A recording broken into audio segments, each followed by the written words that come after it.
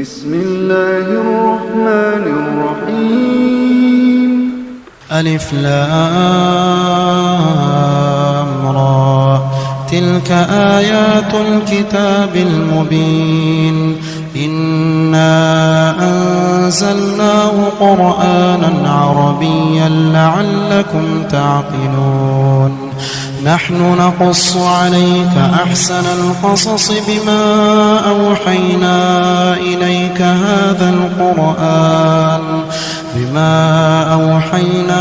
إليك هذا القرآن وإن كنت من قبله لمن الغافلين إذ قال يوسف لأبيه يا أبت إني رأيت 11 كوكبا والشمس والقمر رأيتهم لي ساجدين قال يا بني لا تقصص رؤياك على إخوتك فيكيدوا لك كيدا إن الشيطان للإنسان عدو مبين وكذلك يجتبيك ربك ويعلمك من تأويل الأحاديث ويتم نعمته عليك وعلى آل يعقوب كما أتمها على أبويك من قبل إبراهيم وإسحاق إن ربك عليم حكيم لقد كان في يوسف وإخوته آيات للسائلين إذ قالوا ليوسف وأخوه أحب إلى أبينا منا ونحن عصبة إن أبانا لفي ضلال مبين اقتلوا يوسف أو اطرحوه أرضا يخل لكم وجه أبيكم وتكونوا من بعده قوما صالحين قال قائل منهم لا تقتلوا يوسف وألقوه في غيابة الجب يلتقطوا بعض السيارة إن كنتم فاعلين قالوا يا أبانا ما لك لا تأمنا على يوسف وإنا له لناصحون أرسله معنا غدا يرتع ويلعب وإنا له لحافظون قال إني ليحزنني أن تذهبوا به وأخاف أن يأكله الذئب وأنتم عنه غافلون قالوا لئن أكله الذئب ونحن عصبة إنا إذا لخاسرون فلما ذهبوا به وأجمعوا أن يجعلوه في غيابة الجب وأوحينا إليه لتنبئنهم بأمرهم هذا وهم لا يشعرون وجاءوا أباهم عشاء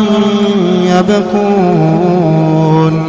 قالوا يا أبانا إنا ذهبنا نستبق وتركنا يوسف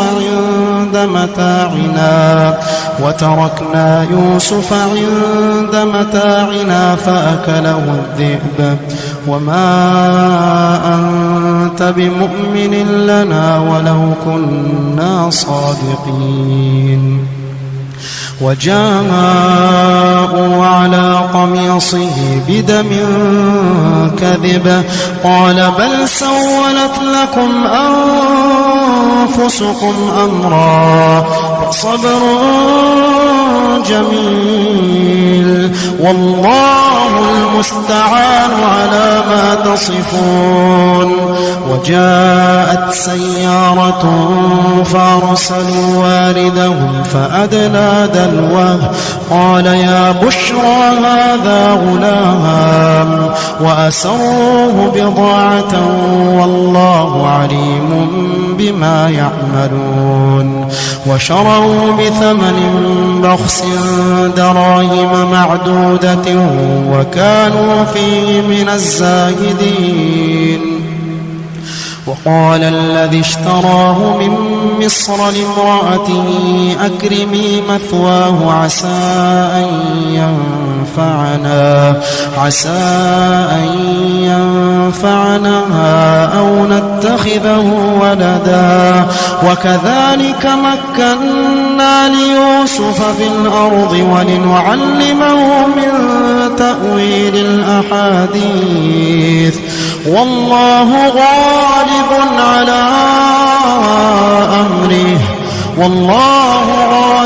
على أمره ولكن أكثر الناس لا يعلمون. ولما بلغ أشده آتيناه حكما وعلما وكذلك نجزي المحسنين. وراودته التي هو في بيتها عن نفسه وغلقت الأبواب وقالت هيت لك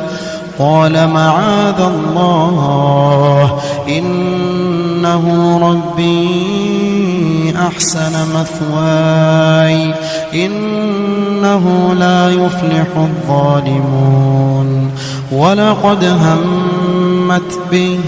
وهم بها لولا أن رأى برهان ربه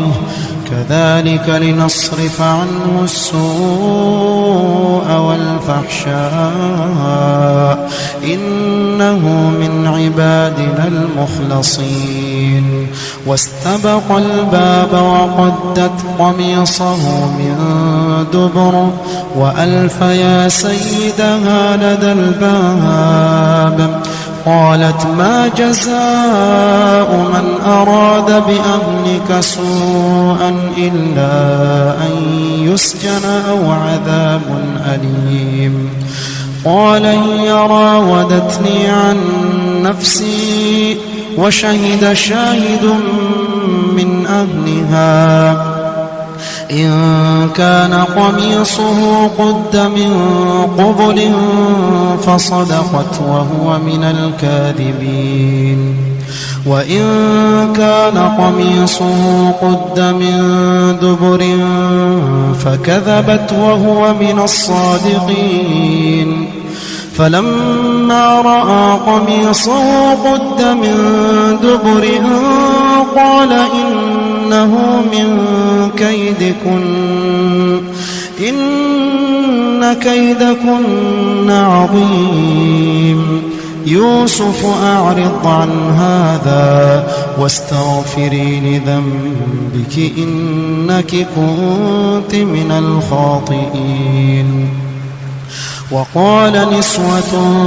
في المدينة امرأة العزيز تراود فتاها عن نفسه قد شغفها حبا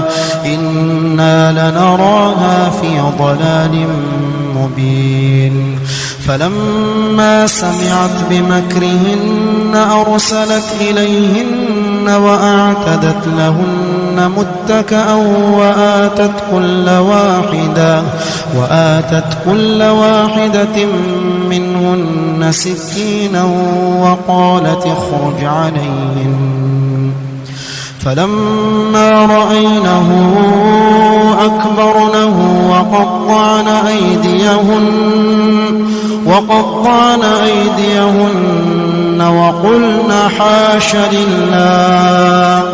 وقلنا حاش لله ما هذا بشرا إن هذا إلا ملك كريم. قالت فذلكن الذي لمتنني فيه ولقد راودته عن نفسه فاستعصم ولئن لم يفعل ما آمره ليسجنن وليكون من الصاغرين.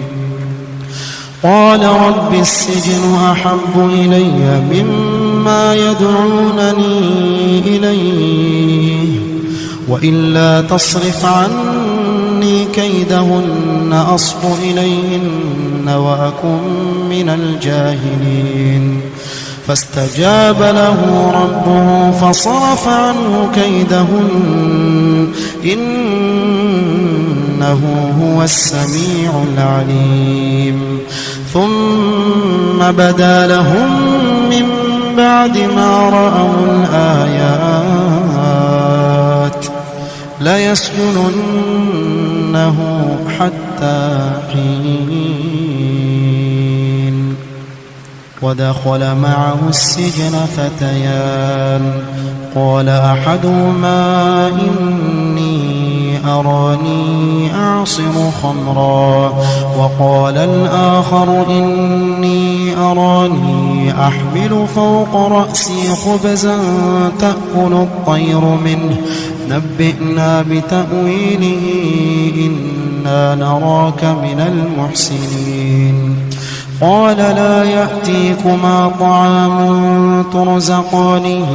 إلا نبأتكما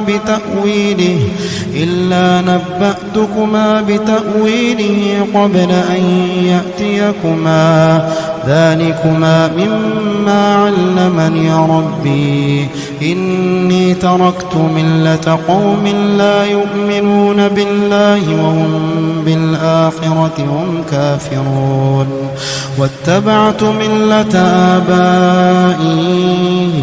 إبراهيم وإسحاق ويعقوب ما كان لنا أن نشرك بالله من شيء ذلك من فضل الله علينا وعلى الناس ولكن أكثر الناس لا يشكرون. يا صاحبي السجن أأرباب متفرقون خير أم الله الواحد القهار ما تعبدون من دونه إلا أسماء سميتموها أنتم وآباؤكم ما أنزل الله بها من سلطان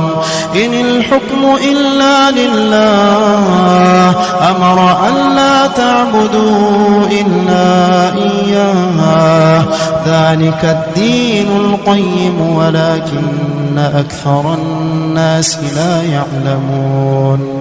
يا صاحبي السجن أما أحدكما فيسقي ربه خمرا وأما الآخر فيصلب فتأكل الطير من رأسه قضي الأمر الذي فيه تستفتيان. وقال للذي ظن أنه ناج منهما اذكرني عند ربك فأنساه الشيطان ذكر ربه فلبث في السجن 9 سنين. وقال الملك إني أرى 7 بقرات سمان يأكلهن 7 عجاف و7 سنبلات خضر وأخر يابسات يا أيها الملأ أفتوني في رؤياي إن كنتم للرؤيا تعبرون. قالوا أضغاث أحلام وما نحن بتأويل الأحلام بعالمين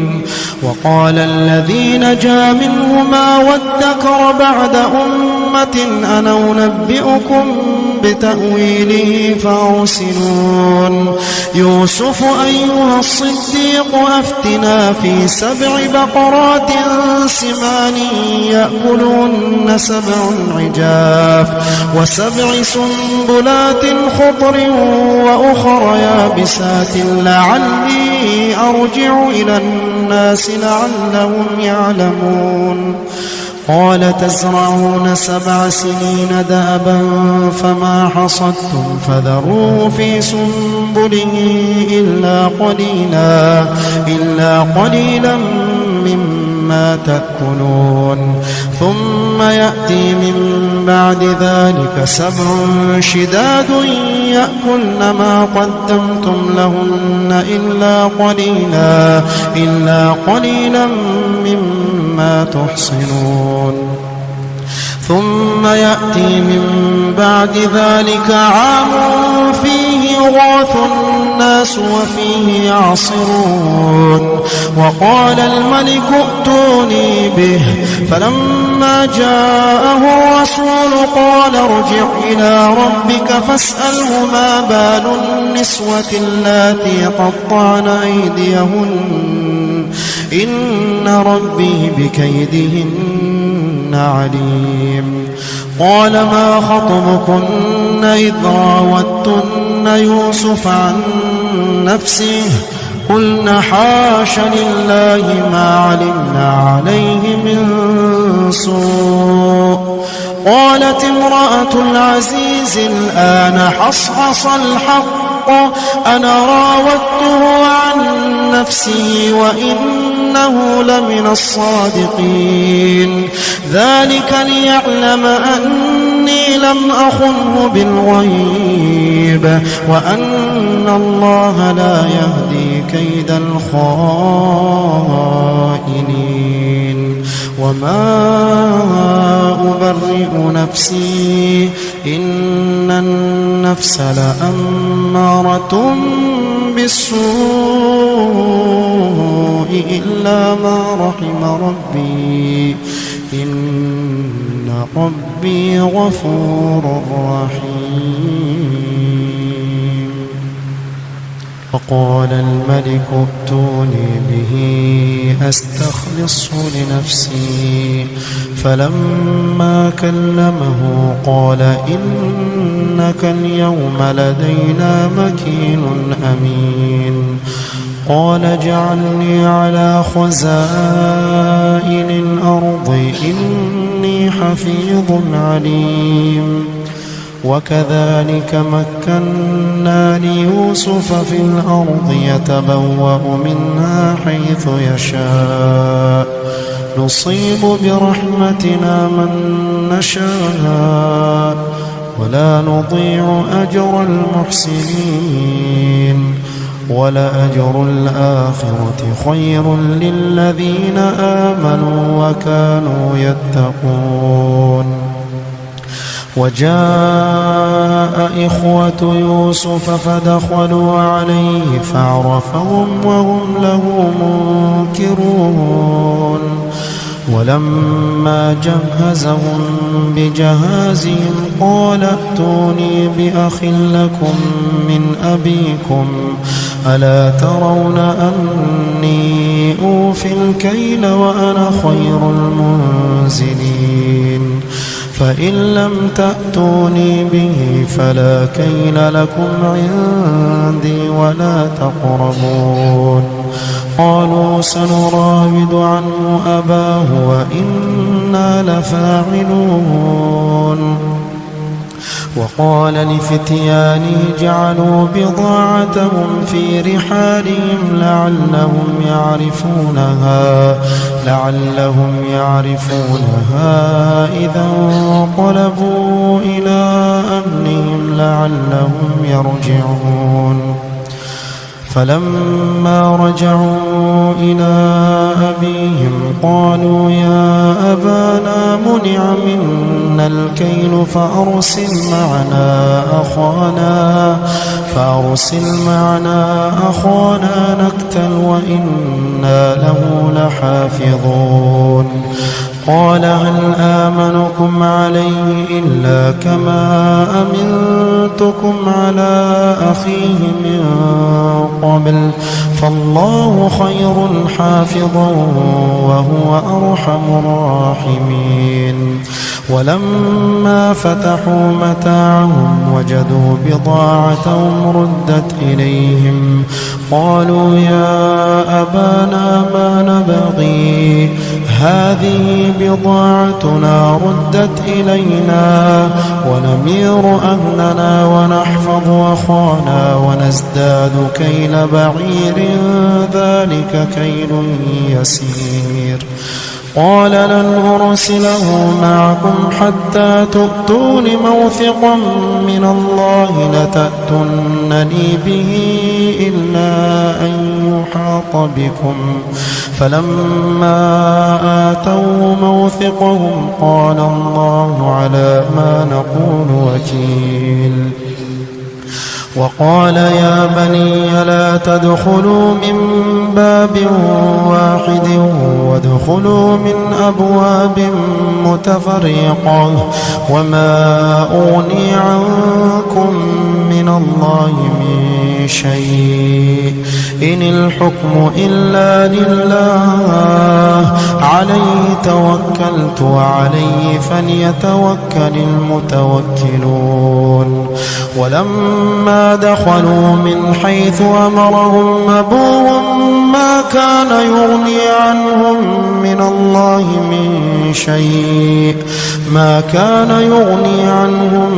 الله من شيء إلا حاجة في نفس يعقوب قضاها وإنه لذو علم لما علمناه ولكن أكثر الناس لا يعلمون ولما دخلوا على يوسف آوى إليه أخاه قال إني أنا أخوك فلا تبتئس بما كانوا يعملون فلما جهزهم بجهازهم جعل السقاية في رحل أخيه ثم أذن مؤذن أيتها العير إنكم لسارقون قالوا وأقبلوا عليهم ماذا تفقدون قالوا نفقد صواع الملك ولمن جاء به حمل بعير وأنا به زعيم قالوا تالله لقد علمتم ما جئنا لنفسد في الأرض وما كنا سارقين قالوا فما جزاؤه إن كنتم كاذبين قالوا جزاؤه من وجد في رحله فهو جزاؤه كذلك نجزي الظالمين فبدأ بأوعيتهم قبل وعاء أخيه ثم استخرجها من وعاء أخيه كذلك كدنا ليوسف ما كان ليأخذ أخاه في دين الملك إلا أن يشاء الله نرفع درجات من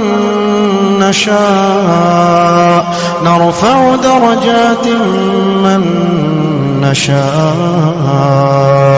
وفوق كل ذي علم عليم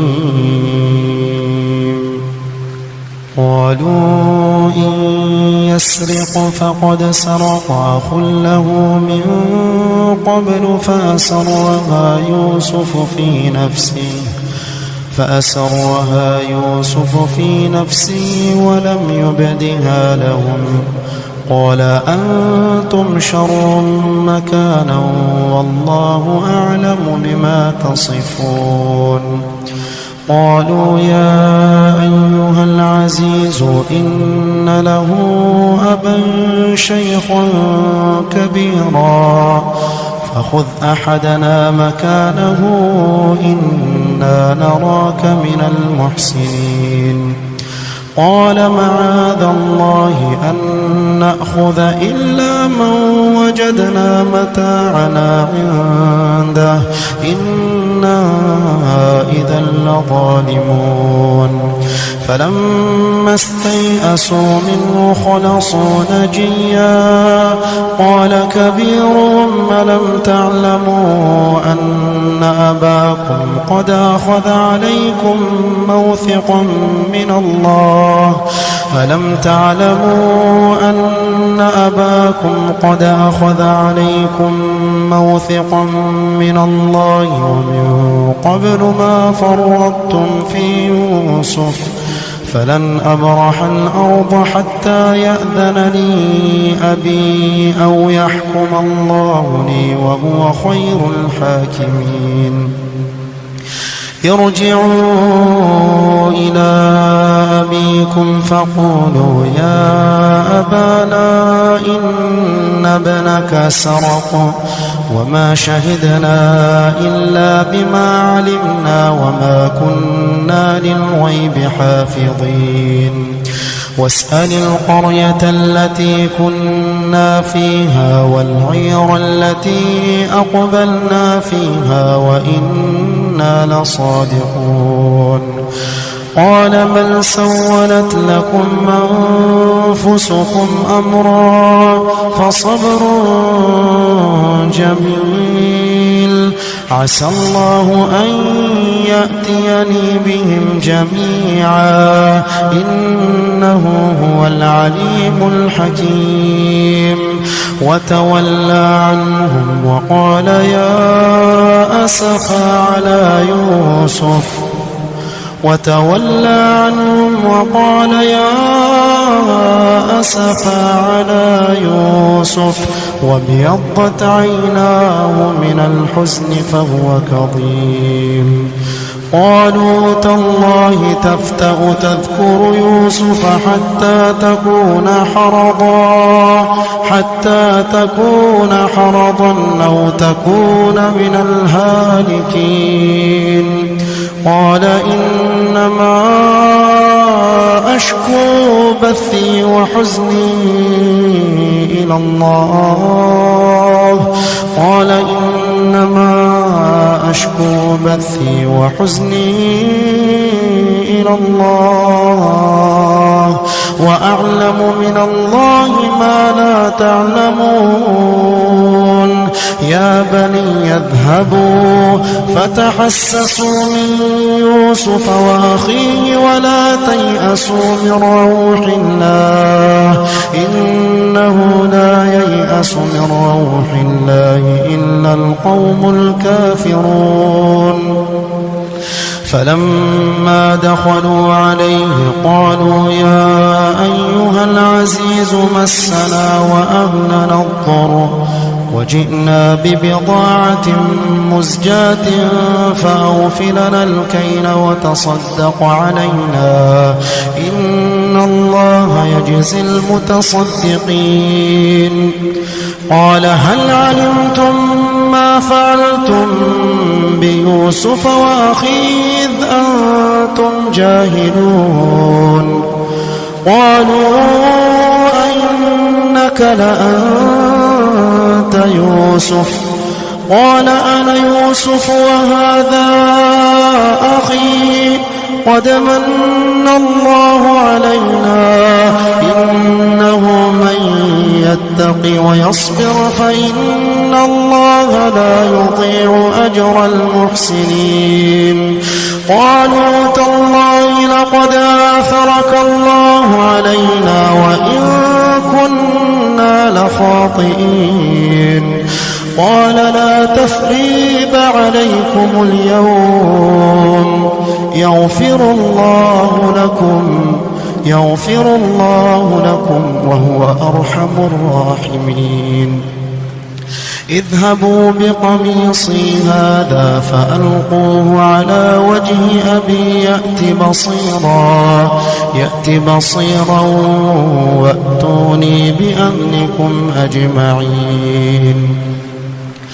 ولما فصلت العير قال أبوهم إني لأجد ريح يوسف لولا أن تفندون. قالوا تالله إنك لفي ضلالك القديم. فلما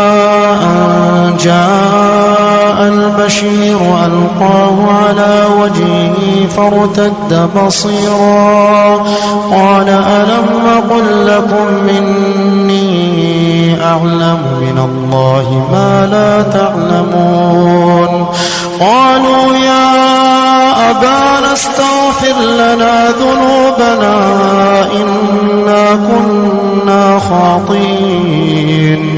قال سوف أستغفر لكم ربي إنه هو الغفور الرحيم. فلما دخلوا على يوسف آوى إليه أبويه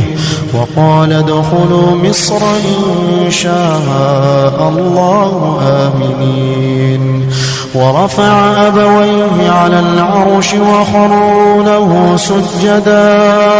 وقال يا أبت هذا تأويل رؤياي من قبل قد جعل ربي حقا وقد أحسن بي إذ أخرجني من السجن وجاء بكم من البدو من بعد أن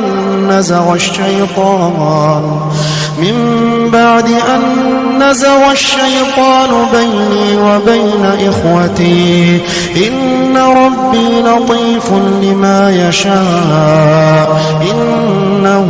هو العليم الحكيم.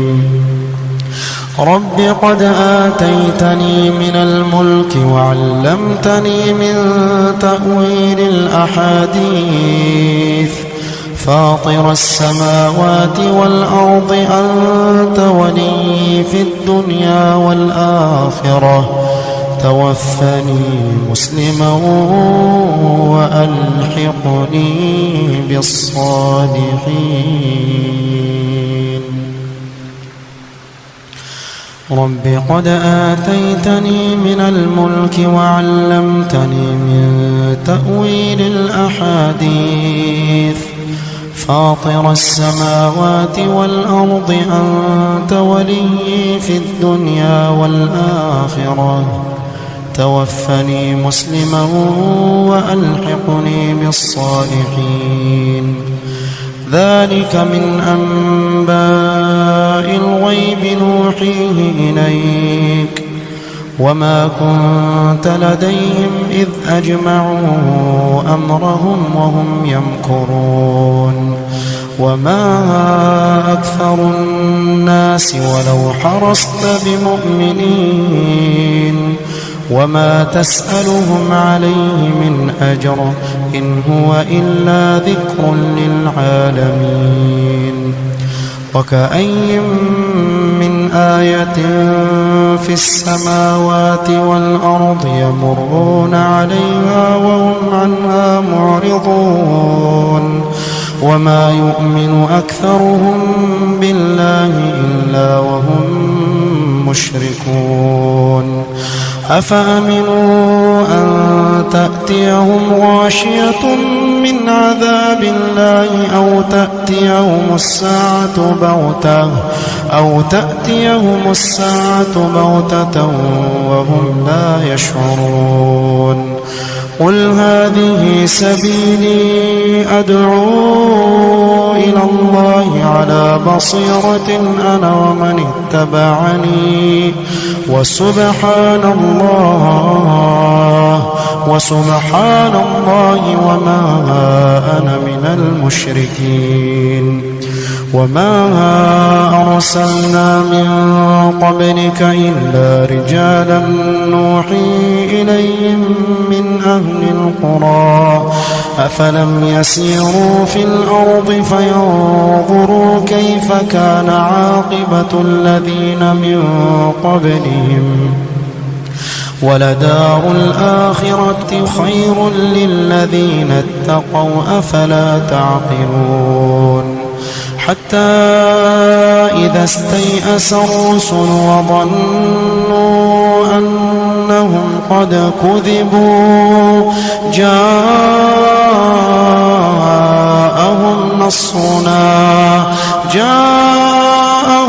نصرنا فنجي من نشاء ولا يرد بأسنا عن القوم المجرمين لقد كان في قصصهم عبرة لأولي الألباب ما كان حديثا يفترى ولكن تصديق الذي بين يديه وتفصيل كل شيء وهدى ورحمة لقوم يؤمنون.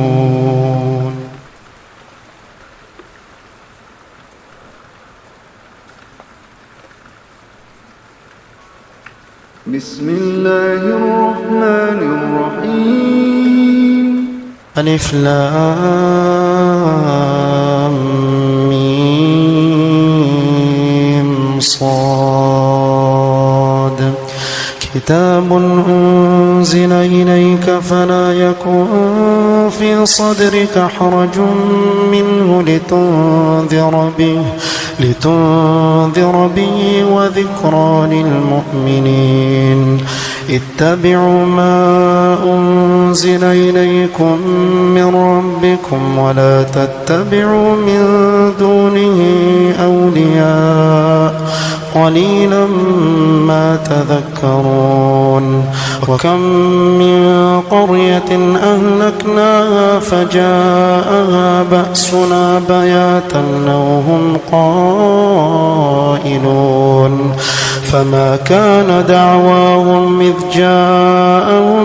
بأسنا إلا أن قالوا إنا كنا ظالمين فلنسألن الذين أرسل إليهم ولنسألن المرسلين فلنقصن عليهم بعلم وما كنا غائبين والوزن يومئذ الحق فمن ثقلت موازينه فأولئك هم المفلحون ومن خفت موازينه فأولئك الذين خسروا أنفسهم بما كانوا بآياتنا يظلمون ولقد مكناكم في الأرض وجعلنا لكم فيها معايش قليلا ما تشكرون ولقد خلقناكم ثم صورناكم ثم قلنا للملائكة اسجدوا لآدم فسجدوا إلا إبليس لم يكن من الساجدين قال ما منعك ألا تسجد إذ أمرتك قال أنا خير منه خلقتني من نار وخلقته من طين قال فاهبط منها فما يكون لك أن تتكبر فيها فاخرج إنك من الصاغرين قال أنظرني إلى يوم يبعثون قال إنك من المنظرين قال فبما أغويتني لأقعدن لهم صراطك المستقيم ثم لآتينهم من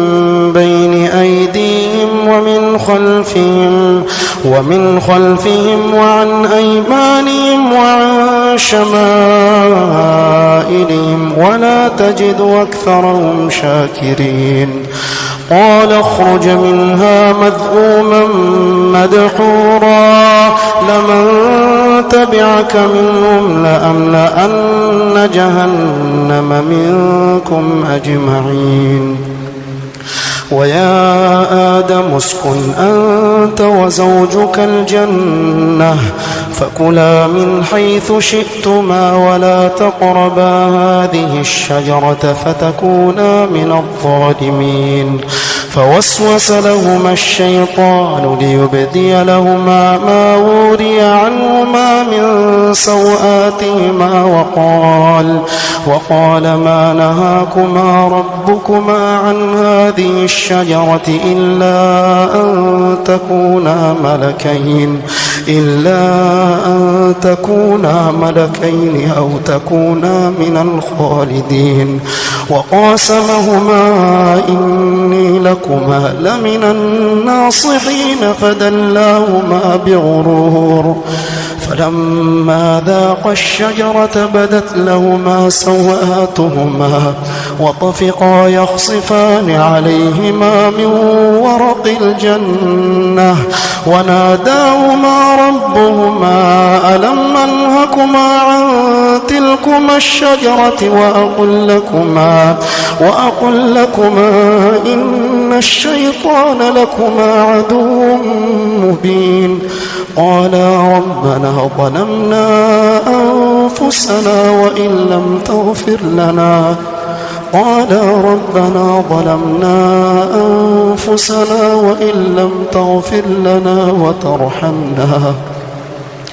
وإن لم تغفر لنا وترحمنا لنكونن من الخاسرين قال اهبطوا بعضكم لبعض عدو ولكم في الأرض مستقر ومتاع إلى حين قال فيها تحيون وفيها تموتون ومنها تخرجون يا بني آدم قد أنزلنا عليكم لباسا يواري سوآتكم وريشا ولباس التقوى ذلك خير ذلك من آيات الله لعلهم يذكرون يا بني آدم لا يفتننكم الشيطان كما أخرج أبويكم من الجنة ينزع عنهما لباسهما ليريهما سوآتهما إنه يراكم هو وقبيله من حيث لا ترونهم إنا جعلنا الشياطين أولياء للذين لا يؤمنون وإذا فعلوا فاحشة قالوا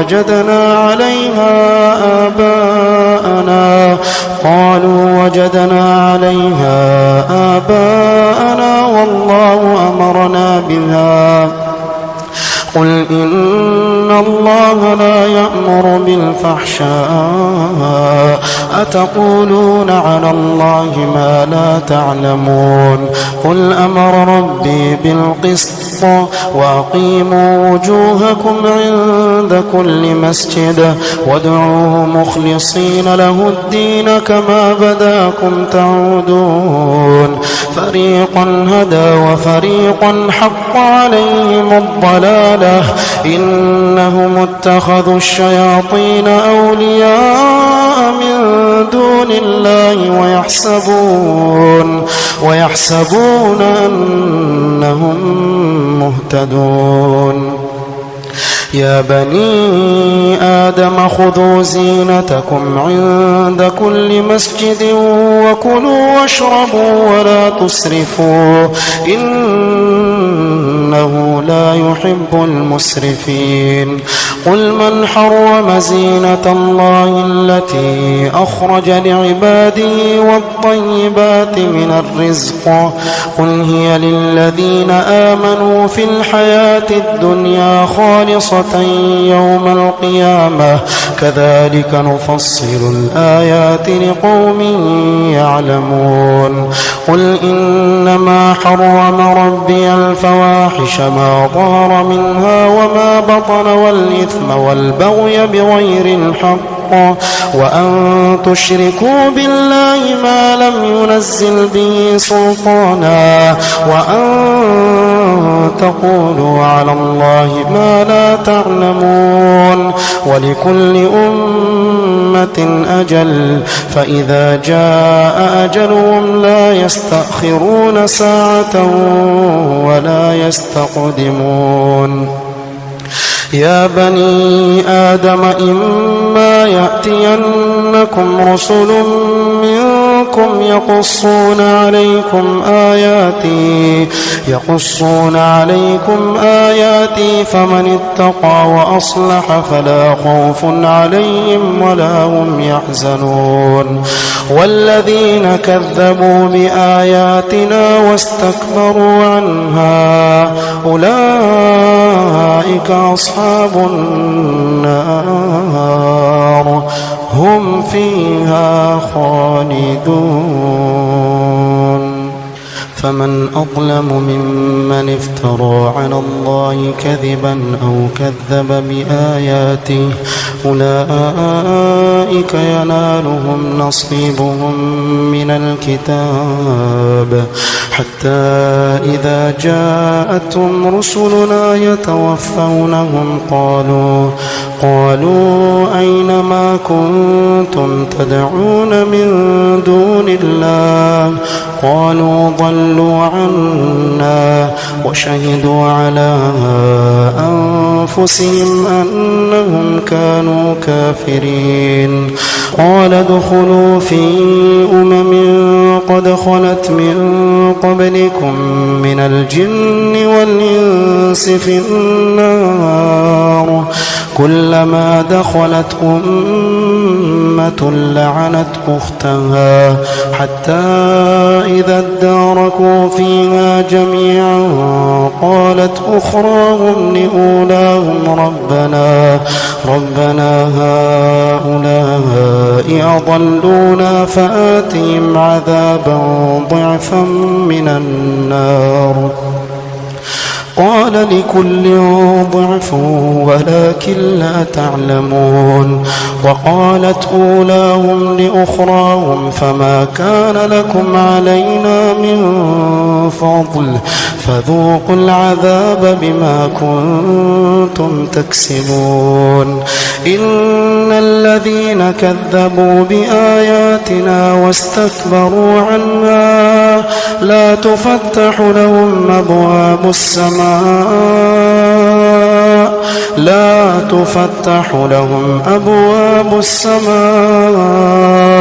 إن الذين كذبوا بآياتنا واستكبروا عنها لا تفتح لهم أبواب السماء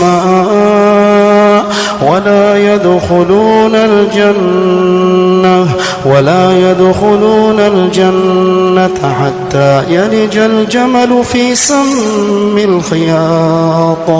وكذلك نجزي المجرمين. لهم من جهنم مهاد ومن فوقهم غواش وكذلك نجزي الظالمين.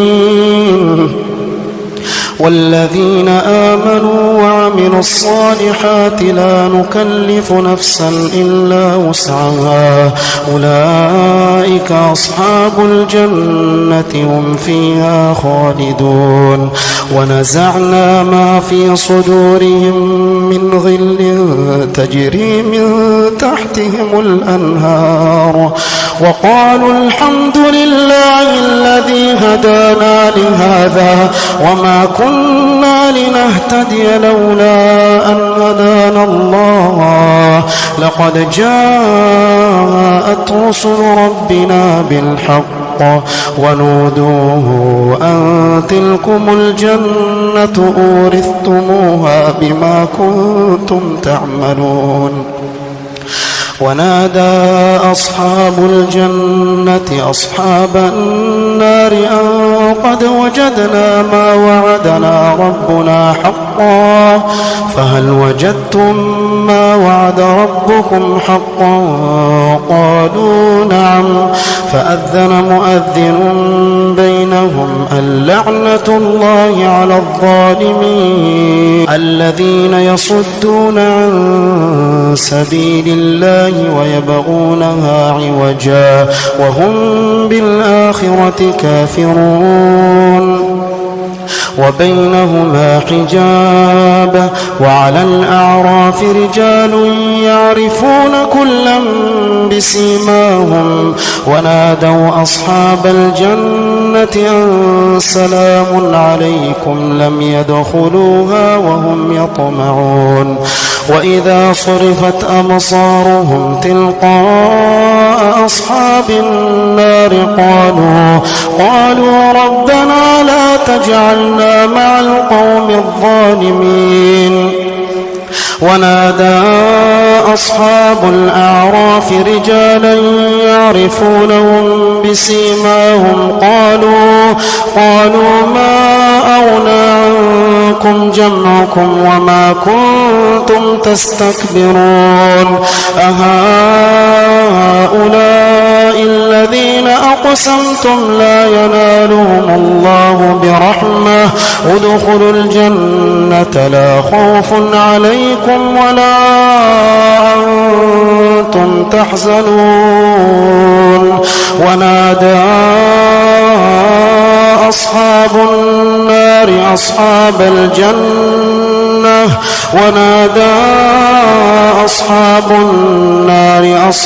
الجنة أن أفيضوا علينا من الماء أو مما رزقكم الله. ونادى أصحاب النار أصحاب الجنة أن أفيضوا علينا من الماء أو مما رزقكم الله. قالوا إن الله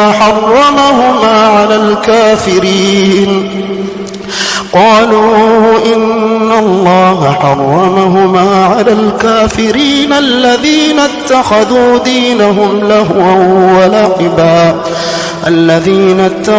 دينهم لهوا ولعبا وغرتهم الحياة الدنيا فاليوم ننساهم كما نسوا لقاء يومهم هذا وما كانوا بآياتنا يجحدون. ولقد جئناهم بكتاب فصلناه على علم هدى ورحمة لقوم يؤمنون. هل ينظرون إلا تأويله يوم يأتي تأويله يقول الذين نسوه من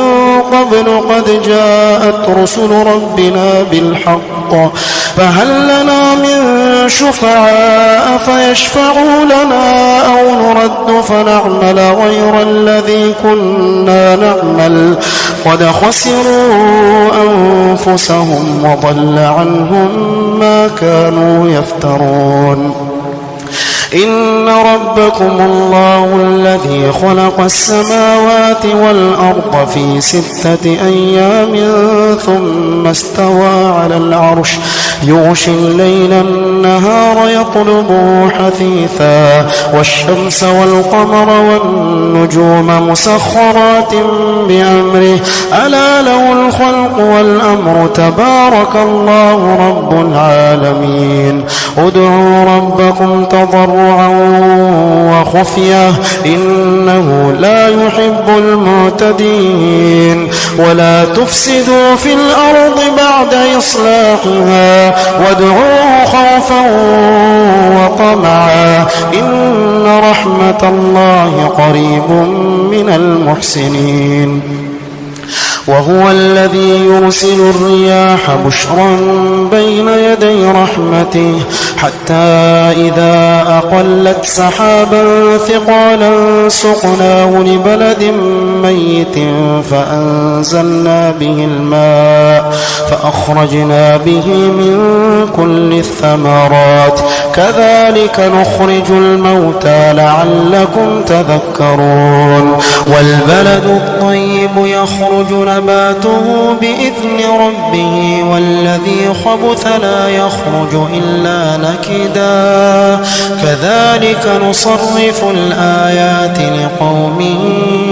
يشكرون لقد أرسلنا نوحا إلى قومه فقال يا قوم اعبدوا الله ما لكم من إله غيره إني أخاف عليكم عذاب يوم عظيم قال الملأ من قومه إنا لنراك في ضلال مبين قال يا قوم ليس بي ضلالة ولكني رسول من رب العالمين أبلغكم رسالات ربي وأنصح لكم وأعلم من الله ما لا تعلمون أوعجبتم من جاءكم ذكر من ربكم على رجل منكم لينذركم ولتتقوا ولعلكم ترحمون فكذبوه فأنجيناه والذين معه في الفلك وأغرقنا الذين كذبوا بآياتنا إنهم كانوا قوما عمين وإلى عاد أخاهم هودا قال يا قوم اعبدوا الله ما لكم من إله غيره أفلا تتقون قال الملأ الذين كفروا من قومه إنا لنراك في سفاهة وإنا لنظنك من الكاذبين قال يا قوم ليس بي سفاهة ولكني رسول من رب العالمين أبلغكم رسالات ربي وأنا لكم ناصح أمين أوعجبتم من جاءكم ذكر من ربكم على رجل منكم لينذركم واذكروا إذ جعلكم خلفاء من بعد قوم نوح وزادكم في الخلق بسطة فاذكروا آلاء الله لعلكم تفلحون قالوا أجئتنا لنعبد الله وحده ونذر ما كان يعبد آباؤنا فأتنا بما تعدنا إن كنت من الصادقين قال قد وقع عليكم من ربكم رجس وغضب أتجادلونني في أسماء سميتموها أنتم وآباؤكم ما نزل الله بها من سلطان فانتظروا إني معكم من المنتظرين فأنجيناه والذين معه برحمة منا وقطعنا دابر الذين كذبوا بآياتنا وما كانوا مؤمنين وإلى ثمود أخاهم صالحا قال يا قوم اعبدوا الله ما لكم من إله غيره قد جاءتكم بينة من ربكم هذه ناقة الله لكم آية فذروها تأكل في أرض الله ولا تمسوها بسوء فيأخذكم عذاب أليم واذكروا إذ جعلكم خلفاء من بعد عاد وبوأكم في الأرض تتخذون من سهولها قصورا وتنحتون الجبال بيوتا فاذكروا آلاء الله ولا تعثوا في الأرض مفسدين قال الملأ الذين استكبروا من قومه للذين استضعفوا لمن آمن منهم أتعلمون أن صالحا مرسل من ربه قالوا إنا بما أرسل به مؤمنون قال الذين استكبروا إنا بالذي آمنتم به كافرون فعقروا الناقة وعتوا عن أمر ربهم وقالوا يا صالح ائتنا بما تعدنا إن كنت من المرسلين فأخذتهم الرجفة فأصبحوا في دارهم جاثمين فتولى عنهم وقال يا قوم لقد أبلغتكم رسالة ربي ونصحت لكم ولكن لا تحبون الناصحين ولوطا إذ قال لقومه أتأتون الفاحشة ما سبقكم بها من أحد من العالمين إنكم لتأتون الرجال شهوة من دون النساء بل أنتم قوم مسرفون وما كان جواب قومه إلا أن قالوا أخرجوهم من قريتكم إنهم أناس يتطهرون فأنجيناه وأهله إلا امرأته كانت من الغابرين وأمطرنا عليهم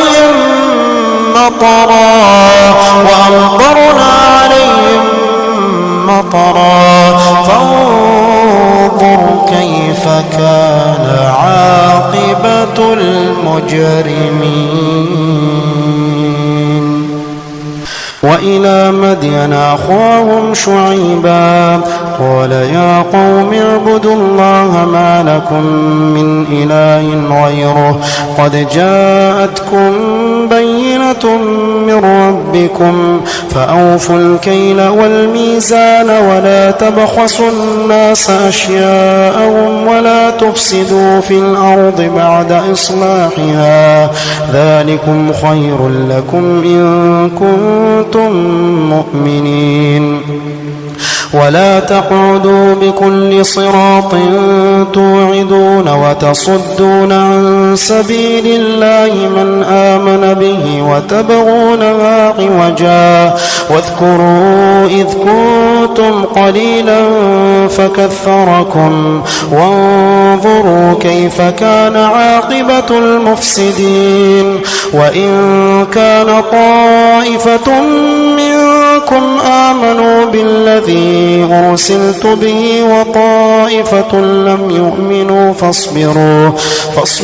حتى يحكم الله بيننا وهو خير الحاكمين قال الملأ الذين استكبروا من قومه لنخرجنك يا شعيب والذين آمنوا معك من قريتنا أو لتعودن في ملتنا قال أولو كنا كنا كارهين قد افترينا على الله كذبا إن عدنا في ملتكم بعد إذ نجانا الله منها وما يكون لنا أن نعود فيها إلا أن يشاء الله ربنا وسع ربنا كل شيء علما على الله توكلنا ربنا افتح بيننا وبين قومنا بالحق وأنت خير الفاتحين وقال الملأ الذين كفروا من قومه لئن اتبعتم شعيبا إنكم إذا لخاسرون فأخذتهم الرجفة فأصبحوا في دارهم جاثمين الذين كذبوا شعيبا كأن لم يغنوا فيها الذين كذبوا شعيبا كانوا هم الخاسرين فتولى عنهم وقال يا قوم لقد أبلغتكم رسالات ربي ونصحت لكم فكيف آسى على قوم كافرين.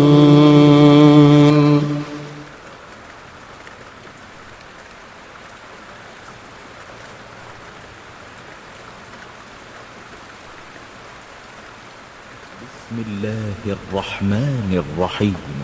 إذا جاءك المنافقون قالوا نشهد إنك لرسول الله والله يعلم إنك لرسوله والله يشهد إن المنافقين لكاذبون اتخذوا أيمانهم جنة فصدوا عن سبيل الله إنهم ساء ما كانوا يعملون ذلك بأنهم آمنوا ثم كفروا فطبع على قلوبهم فهم لا يفقهون وإذا رأيتهم تعجبك أجسامهم وإن يقولوا تسمع لقولهم كأنهم خشب مسندة يحسبون كل صيحة عليهم هم العدو فاحذرهم قاتلهم الله أنى يؤفكون وإذا قيل لهم تعالوا يستغفر لكم رسول الله لووا رؤوسهم ورأيتهم يصدون وهم مستكبرون سواء عليهم أستغفرت لهم أم لم تستغفر لهم لن يغفر الله لهم إن الله لا يهدي القوم الفاسقين هم الذين يقولون لا تنفقوا على من عند رسول الله حتى ينفضوا ولله خزائن السماوات والأرض ولكن المنافقين لا يفقهون يقولون لئن رجعنا إلى المدينة ليخرجن الأعز منها الأذل ولله العزة ولرسوله وللمؤمنين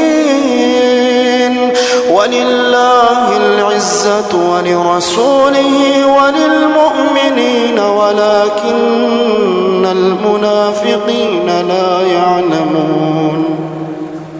يا أيها الذين آمنوا لا تلهكم أموالكم ولا أولادكم عن ذكر الله ومن يفعل ذلك فأولئك هم الخاسرون وأنفقوا مما رزقناكم من قبل أن يأتي أحدكم الموت فيقول رب لولا أخرتني إلى أجل قريب فأصدق وأكن من الصالحين ولن يؤخر الله نفسا إذا جاء